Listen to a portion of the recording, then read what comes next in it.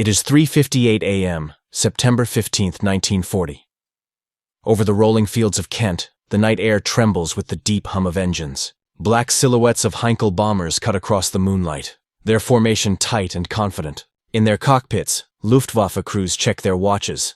London should be burning within the hour. Yet as they pass the English coast, the stillness fractures. Searchlights ignite from the darkness like spears of white fire. Anti-aircraft guns thunder to life. The Germans have been seen, again. Royal Air Force Combat Report, Sept 1940. High above them, in the calm hum of a control room outside Bentley Priory, British women in uniform move colored blocks across a giant table map. Voices crackle over headsets, calm, crisp, almost mechanical. Raid approaching Dover, Angels 1-5. Vector red section to intercept. The order slides through the ether to airfields already roaring awake. Hurricanes and Spitfires leap skyward, their Merlin engines screaming against the dawn. RAF Ops Log, Fighter Command, Sept 1940. For the Luftwaffe, it makes no sense. Their bombers were unseen at night, flying low and fast, evading scouts. Yet the British always seemed to know. It was as though the island itself had grown eyes. German Aircrew Interrogation Report, 1941. By autumn 1940, the Battle of Britain was the first great air campaign in history. The outcome would decide not just skies, but the survival of nations. Germany had unleashed over 2,500 aircraft across France and Belgium, Messerschmitts, Dornier, Junkers, under the confident gaze of Reichsmarschall Hermann Göring.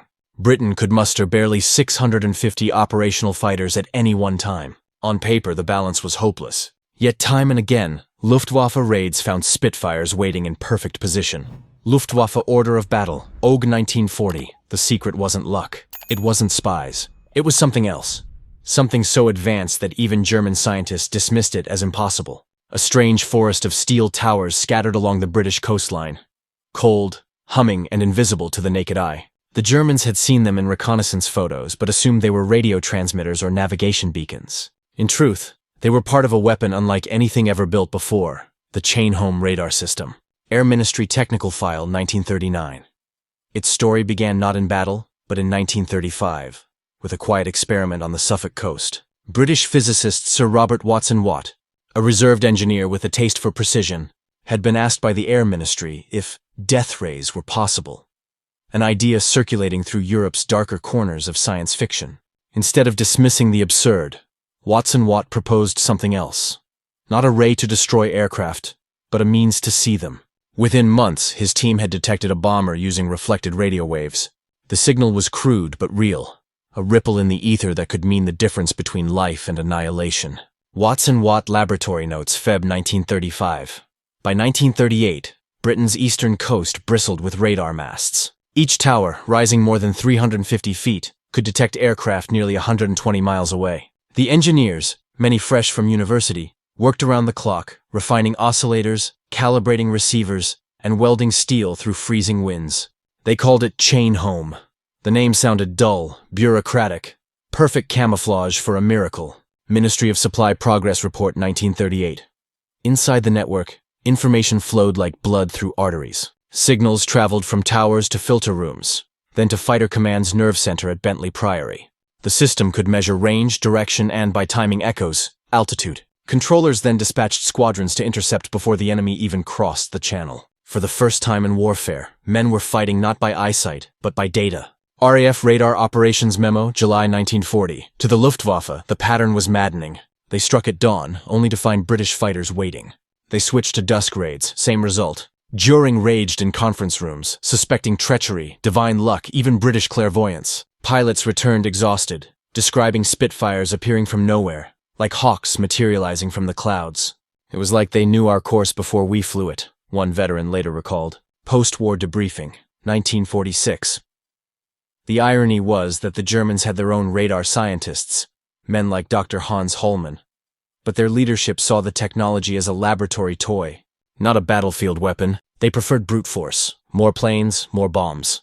Britain, cornered and outgunned, had no such luxury. Every watt of radio power, every inch of copper wire mattered. German Technical Bureau Report 1940. Behind the polished myth of British defiance was the sweat of countless anonymous technicians. In radar huts along the cliffs, operators, often women in their early 20s, sat before glowing cathode screens, tracing faint echoes that could mean hundreds of lives. Static filled their ears. The faint blip of an incoming bomber drifted across the glass. Plot confirmed, 20 plus, bearing 150.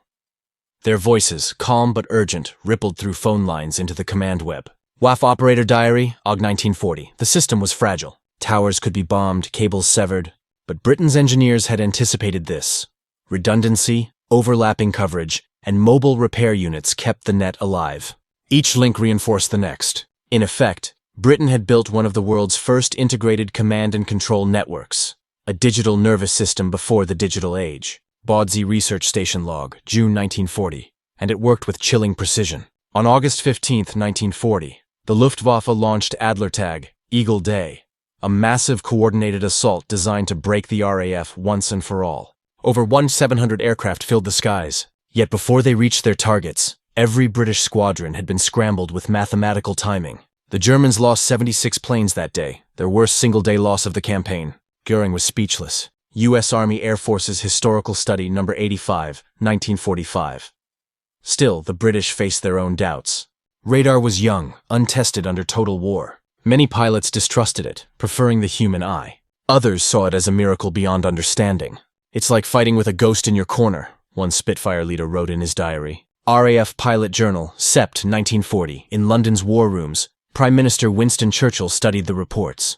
The tide was turning, but barely. Radar alone would not win the war, but it might buy the time Britain needed to survive. Factories churned through the night, guarded by Home Guard patrols and blackout curtains. The hum of transformers and generators echoed through the countryside, invisible yet vital. War Cabinet Records, AUG 1940. The Germans tried to adapt. They shifted tactics, striking radar towers directly. On August 12th, several masts were hit.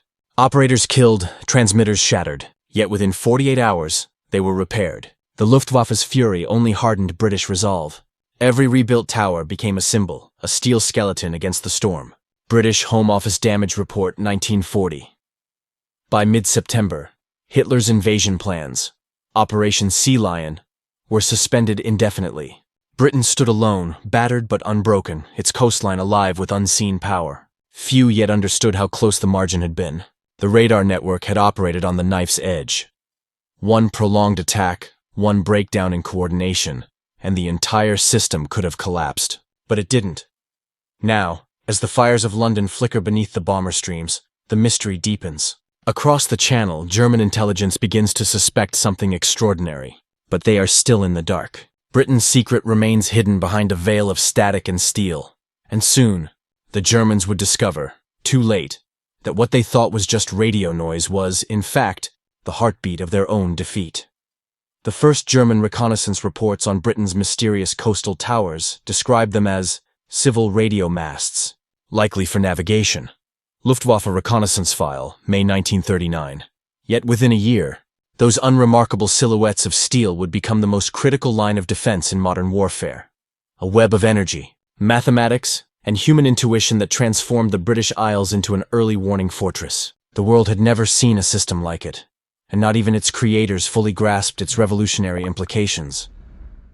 At the heart of this miracle was Robert Watson Watt's team, a mixture of radiophysicists, naval engineers, and civilian contractors operating under the secretive Bawdsey Research Station near Felixstowe. Using transmitters operating between 20 and 30 MHz, each chain home station sent out vast pulses of electromagnetic energy. When those waves bounced off metal aircraft surfaces, the faint echoes were captured by receiving arrays up to 10 miles inland. It was primitive by later standards, grainy, noisy, and utterly analog, but it worked. Technical Manual TM 11235, 1939.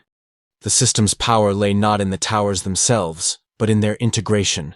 Each site, codenamed with simple identifiers like CH01 or CH07, was linked by telephone lines to the filter room at Bentley Priory, where teams of WAFs, Women's Auxiliary Air Force, plotted the data. They converted raw timing echoes into altitude and bearing, marking enemy tracks with colored counters. To the untrained eye, it looked like a game. To the RAF, it was life or death. Air Defense of Great Britain Operations Memo, 1940. The Germans, meanwhile, still relied on visual spotters and short-range radio interception. Their own Freya radar could detect aircraft up to 75 miles, but it was cumbersome, deployed in limited numbers, and withheld from fighter command. Göring's air doctrine emphasized speed and aggression. "The best radar is a pilot's eyes," he famously declared. Reich Air Ministry meeting notes, June 1940. His arrogance would cost them dearly. As the Luftwaffe expanded its night bombing campaign, Britain's radar network quietly evolved. Engineers from Metropolitan Vickers and General Electric Company, UK, improved receiver sensitivity using high-vacuum triodes. Maintenance crews climbed the skeletal towers in driving rain, replacing burnt transformers and tuning antenna arrays with little more than compasses and courage. Each upgrade increased detection range by precious miles. Bawdsey Engineering Log, AUG 1940. The technology was one side of the story. The human chain was the other. At Fighter Command, a symphony of coordination unfolded every time radar screens lit up. A coastal station spotted a formation. Data raced to the filter room, then to group operations, then to local airfields. Within minutes, squadrons were airborne, guided by radio from sector controllers who had only chalk maps and rotary phones. It was not automation, it was orchestration. RAF Operations Room Transcript 1940. To the Luftwaffe, it was witchcraft. On August 15, 1940, during the so-called Black Thursday, the German 5th Air Fleet attacked northern England, confident it was undefended. Chain home stations along the coast of Yorkshire and Durham detected the raid while it was still over the North Sea. Within minutes, 13 groups scrambled Hurricanes from Catterick and Spitfires from Acklington. When the German bombers arrived, the skies erupted with tracer fire. 47 enemy aircraft were destroyed. British losses were minimal. RAF Fighter Command Combat Summary, AUG 1940. Captured Luftwaffe crew later described the shock. "We flew low to avoid detection, but the English fighters were already climbing before we crossed the coast." Interrogation Report, 1945. The realization that Britain could see through clouds, darkness, and distance shattered morale. The psychological effect of being hunted before striking was profound, yet Britain's advantage was fragile. Radar alone could not guide fighters to the exact interception point. For that, the RAF relied on the Radio Direction Finder (RDF) network, a cousin of radar that tracked returning friendly aircraft. Operators triangulated radio signals to vector squadrons precisely onto enemy paths. Every pilot's headset became a lifeline of coordinates and calm voices amid chaos. Technical Instruction Number 14, Air Ministry 1940. Still, the system was constantly tested. On September 7, 1940, the Luftwaffe shifted focus from airfields to London, hoping to crush British morale through firebombing.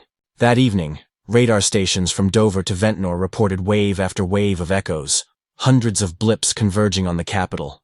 At 6:15 p.m. the order was given, "Scramble all." Within 20 minutes more than 200 RAF fighters were airborne. Bentley Priory War Diary, Sept 1940. Above the Thames, the battle reached a terrifying climax. Bombers filled the twilight sky like migrating crows, their engines droning over the orange glow of burning warehouses. Searchlights crossed like blades, illuminating Heinkel after Heinkel as flak burst around them. Radar-fed intercepts allowed British fighters to strike from altitude, diving through the haze with guns blazing. One after another, bombers spiraled into the river. For every minute of radar warning, dozens of lives were saved on the ground. Civil Defense Casualty Log, Sept 1940. German pilots, baffled and enraged, reported impossible accuracy in British responses. "They find us even when we change our routes, even when we cut our radios," one navigator complained. Luftwaffe Debriefing, 1941. The truth was that Britain's crazy trick was evolving faster than the enemy could comprehend. Engineers began experimenting with height-finding radar, an innovation using stacked antenna arrays to estimate altitude within a few hundred feet. Bawdsey Development Report, 1941. Meanwhile, the Royal Navy took notice. Chain-Holmes principles were adapted into shipborne radar, transforming convoy defense in the Atlantic. Now, destroyers could detect U-boats surfacing at night. The ripple effect was enormous. Radar was no longer a static coastal shield. It was becoming a mobile sense organ of the entire British war machine. Admiralty Radar Division Report, 1941. Germany responded too late. Their radar countermeasures, nicknamed Freya and Würzburg, were advanced but never unified into a network like Britain's. Internal rivalry between the Luftwaffe's technical departments and Göring's disdain for scientists paralyzed innovation. Reich Technical Report, 1941. As 1941 dawned, the British system reached a terrifying efficiency. Chain-home stations could detect aircraft at 120 miles. Chain-home low filled gaps against low-flying raiders. And New Plan Position Indicator, PPI, displays replaced crude oscilloscopes with sweeping radar screens. the ancestors of modern air traffic control. Air Ministry Radar Development Summary, 1941. In one of the war's defining engagements, the Battle of the Beams, the Germans tried to guide bombers using radio beams projected from France. British scientists under Dr. R.V. Jones cracked the system. They jammed the beams using radar interference, misleading bombers into dropping payloads over empty fields. It was the first great electronic duel in history. Scientific Intelligence Report, DEC 1940. What began as a coastal warning net had evolved into electronic warfare. Britain was fighting not just with steel and fire, but with invisible waves, frequencies, and logic. The engineers at Bawdsey, once considered eccentric academics, became unsung generals of an unseen front. One technician later recalled, "We fought our war on a wavelength." Post-war BBC interview, 1947. The culmination came in early 1941, when Hitler cancelled Operation Sea Lion indefinitely. He had lost faith in the Luftwaffe's ability to gain air superiority. The skies over Britain, once darkened by enemy bombers, were now under watchful mathematical eyes. Führer Directive No. 16, 1941. What the Germans never fully understood was that radar had changed the nature of warfare itself. It was no longer about who had more planes or faster guns. It was about who could see first, act first, and coordinate faster. Britain had fused human instinct with machine precision, a glimpse of the future battlefield. But even as victory loomed in the skies, a deeper realization was dawning among the Allied command. This strange, invisible network had unlocked something far greater than defense. It had proven that information, pure, invisible, instantaneous, could decide the fate of empires, and in the months that followed, the same minds who forged Britain's radar web would set their sights beyond the horizon, to the open sea, to the desert, and eventually to the heart of the Reich itself. By the spring of 1941, the once invincible Luftwaffe was exhausted. Across the Channel, its pilots sat idle, their confidence eroded by an unseen enemy. The British had rewritten the laws of warfare, not through brute strength, but through perception. Chain Home had transformed the entire island into one vast, living sensor. Every aircraft, friend or foe, left an echo across its invisible web. U.S. Strategic Bombing Survey, 1946. To the RAF, radar became more than a tool. It was a philosophy. Instead of reacting to the enemy, Britain now anticipated him. Fighter command evolved into an organism of foresight. Radar operators as its eyes, controllers as its brain, and pilots as its claws. When German bombers crossed the coast, their fate was already sealed in the quiet hum of electrical circuits hundreds of miles away. Fighter Command Operations Memo, John 1941. The psychological toll on German aircrews was immense. Reports from interrogated prisoners revealed a growing superstition among Luftwaffe squadrons. They called the British network Der unsichtbare Wächter, the invisible guardian. Pilots whispered that England possessed a sixth sense, a power no maneuver or deception could evade. "We flew in clouds at night, with engines throttled low, but they still came for us," one bomber crewman recalled. Interrogation transcript, 1942. As the Blitz dragged on, radar's indirect effects multiplied. Bombing accuracy declined, German losses rose, and morale faltered. The steady rhythm of radar-guided interceptions gave the British people a fragile sense of order amid chaos. Civilians took comfort in the knowledge that someone, somewhere, knew the enemy was coming. That confidence was a weapon in itself. Home Intelligence Report, March 1941. Meanwhile, in the hidden world of scientific warfare, the engineers who had built the radar chain refused to rest. Dr. Edward Appleton, Arnold "Skip" Wilkins, and countless technicians improved magnetron design, boosting transmitter power tenfold. These compact, high-frequency generators became the beating heart of microwave radar, capable of detecting submarines, ships, and even ground targets. Bawdsey Research Log, May 1941. This next generation of radar spread like wildfire across the Allied war effort. The Royal Navy fitted destroyers with Type 271 sets, enabling them to spot U-boats surfacing at night. The Royal Air Force equipped bombers with H-2S ground mapping radar, allowing precision strikes even in darkness or fog. Admiralty Radar Division Report, 1942. Every frequency opened a new frontier. Radar also reshaped strategy itself. No longer confined to defense, Britain used it to take the offensive. In 1943, Allied scientists perfected Window, a countermeasure involving strips of aluminum foil dropped from bombers to create thousands of false echoes on German radar screens. The Luftwaffe's defensive grid, its proud Kammhuber line, collapsed in chaos. Air Ministry Scientific Report, July 1943. The Germans, who once mocked radar as British madness, now found themselves fighting ghosts of their own making. Our screens were filled with phantom squadrons, one radar operator wrote bitterly. German Signals Corps Memoir, 1947. But radar's victory wasn't only technical, it was moral. In a war defined by total destruction, it represented intelligence triumphing over annihilation. It proved that survival could be engineered, not just fought for. Every steel tower and flickering cathode ray tube embodied defiance in its purest form. British War Production Summary, 1944. By 1944, the radar network stretched across Britain, from the Orkneys to Cornwall, covering over 2,000 miles of coastline. Operators worked in rotating shifts, monitoring skies even as the war shifted to Europe. Many of them never saw combat, never held a rifle. But their vigilance was as decisive as any soldier's charge. RAF Coastal Command Report, 1944. And as Allied bombers prepared for D-Day, radar once again became the silent vanguard. British stations monitored German fighter activity, while naval radar guided invasion convoys across the Channel through fog and darkness. Supreme Headquarters Allied Expeditionary Force Communications Report, June 1944. The invisible shield forged in desperation during 1940 now paved the way for liberation in 1944. On the human level, the war left indelible marks on those who served the screens. Veterans of the WAF recalled the eerie intimacy of radar duty, watching blips drift toward the coast, knowing each dot meant dozens of men flying toward possible death. We could see them before they knew we existed, one operator wrote. That knowledge was both power and burden. WAF Memoir, 1946.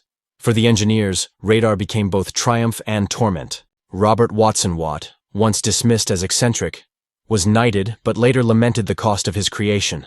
To see through the clouds, he wrote, is to see the war too clearly. Watson Watt, 3 Steps to Victory, 1957. His invention had saved a nation, but it had also inaugurated a new age, one in which no enemy could hide. After 1945, radar's legacy radiated across the globe. In the Cold War, the same principles underpinned early warning lines in the Arctic, NORAD's continental defenses, and the birth of the modern air traffic control system. The once secret towers of Chain Home stood rusting on British cliffs, but their descendants now orbited the Earth as satellites. Royal Radar Establishment Report, 1953. The strategic lesson was profound. In an era obsessed with tanks and bombers, Britain had shown that information was the true weapon. The ability to see first, decide faster, and act precisely had turned a small island into a fortress. It foreshadowed the doctrine that would later define global warfare. Networked command, data-driven targeting, and real-time coordination. U.S. Air Force Tactical Analysis, 1958. For Germany, the defeat left scars of a different kind. Post-war debriefings revealed deep frustration among surviving Luftwaffe officers. Many admitted that they never understood the scope of Britain's radar network until the war's end. We fought blind against a nation that could see, one colonel confessed. U.S. Strategic Bombing Survey, 1946. In the years that followed, radar became inseparable from the idea of modern civilization. Air travel, weather forecasting, missile defense. The crazy British trick had become humanity's new sense organ, mapping storms and space alike. What began as an experiment to detect bombers had evolved into a global infrastructure of perception. Yet for all its progress, the invention carried a haunting echo. In those early days of 1940, when radar screens flickered like tiny green moons, the world glimpsed a future where war would be fought by signals, not soldiers. By calculation, not courage. It was the birth of the electronic battlefield, a realm where the line between machine and man blurred forever. On a windswept hill in Dover, one of the original Chain Home towers still stands, skeletal and silent. Its steel bones catch the same sea wind that once carried the engines of Heinkels and Spitfires. Rust creeps along the rivets, but the structure endures, a monument to the invisible war. Beneath its shadow lies the unspoken truth of Britain's survival. That victory came not from might, but from the power to see when others were blind. In a post-war interview, an RAF controller summarized it best. Radar didn't just save Britain, it changed what it meant to fight. BBC Archives Oral History, 1948. Because in the end, the Battle of Britain was never just about planes and pilots. It was about knowledge, about the courage to trust unseen signals in the darkness, about engineers and operators whose brilliance turned fear into foresight. And as the last echoes of that war fade into static, one truth remains clear. In modern war, connection outweighs firepower, and speed defeats armor. The hum of radar was the sound of the future being born.